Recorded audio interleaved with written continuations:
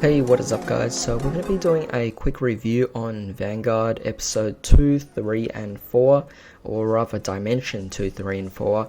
Obviously Dimension 7 just came out and I figure I need to catch up because during the exam period I didn't watch anything at all.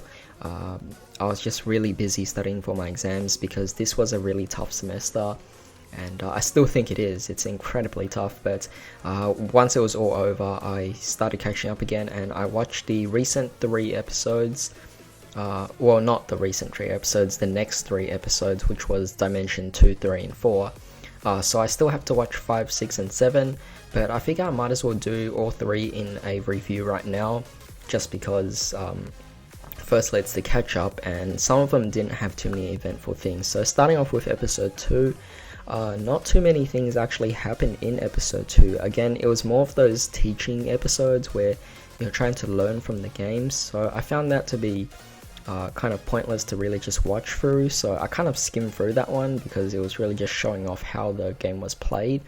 What I didn't like was kind of like the student council president actually declaring partway in the game to actually use the skills, so that was kind of like, I mean, I guess the morality of this episode was like, in real life, sometimes you're going to have to deal with people like that, people who just make up certain conditions to get their way in the game. So I guess if it's a way to actually prepare us or make us more aware of such players, then it's definitely a very nice thing to see here. But overall, episode 2 was really just a learning experience for everyone. It's a new season, so it makes sense. However, moving on to episode 3 on the other hand, this was definitely a really interesting episode because things started to pick up, we got a bit of action.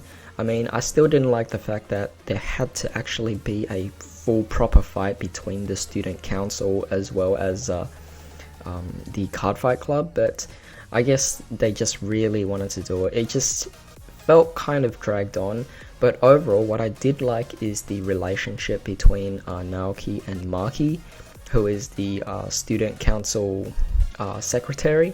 So seeing them both actually have this kind of interaction, and even later down the line in the next episode as well, hopefully they can show more development there, because in the original series they never really developed too much of it. But we get to see that Maki is actually a Vanguard player prior to actually hearing about this Cardfight club, so it's definitely going to be very interesting. Hopefully Naoki and Maki actually get some kind of development as in some sort of relationship or something like that. So yeah, that's pretty cool. But of course, the second half we have Shingo actually going up against Eru as well, so that was definitely really cool to see. I was pretty surprised to see that Shingo actually won, because in the entire series so far, Shingo has not been getting a great spotlight in things. Same thing as the previous series. He's kind of that character that you kind of like just throw in to let him lose and stuff like that. So the fact that he was able to win as well was definitely really cool. But of course, given that the student council president and his, I don't know, and his ego and stuff like that, of course he would actually change up the rules again, make more conditions for the Cardfight club to actually be reinstated. So with that, we have to move on to episode 4, which is Misaki versus the student council president. Very funny episode 4. I was really surprised to see that they actually made a Death Note reference to it, so the L note, which Eru actually decided to actually use as a reference to predict the future in some sort of sense, and if he rubbed out things, it would change the prophecies and things, so it's definitely really cool there. Trigger stacking was insanely crazy in that particular episode, so definitely had a fun time watching that, and it was pretty cool. I mean, at one point I was really concerned. I was like, is Misaki actually losing? You know, because the student council president, yes, he was actually relying on Aichi in the first early point of the game. I mean, we know he's a complete novice. He doesn't know what he's actually doing. He's just constantly saying that things are going as planned, whereas Misaki's just staying quiet. But turns out she is actually having everything as planned. I mean, she's been counting every single trigger, and I didn't even notice it, but the way she won, the way she just took the attack and believed, or rather she knew that he wouldn't actually get any more triggers because he ran out, that was definitely really cool of her to definitely plan things out like that. I mean, it's not necessarily planning, it was more so she was just keeping count, so she knew exactly what was going on.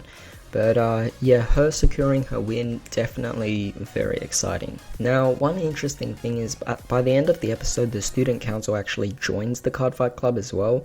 So it definitely makes it weird now to see how the interactions are going to go, because once we get into the Vanguard Kourin tournament, I wonder how the student council will actually be involved in this particular matter. Now, I understand that yes, Maki is actually interested in this, and Eru is also a true Vanguard player as well. However, the student council president as well as the vice president aren't particularly great players, and I feel like they're probably going to be throw-ins to actually just lose the game throughout these Vanguard Kourin tournaments. But I don't know, I mean, I just completely see them as fodder. I have no idea what's going to happen at this point, so it's going to be very exciting seeing the next 3 episodes, but I'll probably do episode 5 and 6 together as a double episode review, and then 7, and then I'll be fully caught up here. But in the meantime, hope you guys actually enjoyed this video. Tell me what you guys actually thought about these particular episodes. I thought they were actually quite interesting because there were things that I just definitely didn't predict, especially the fact that they actually added on a reference of Death Note as well.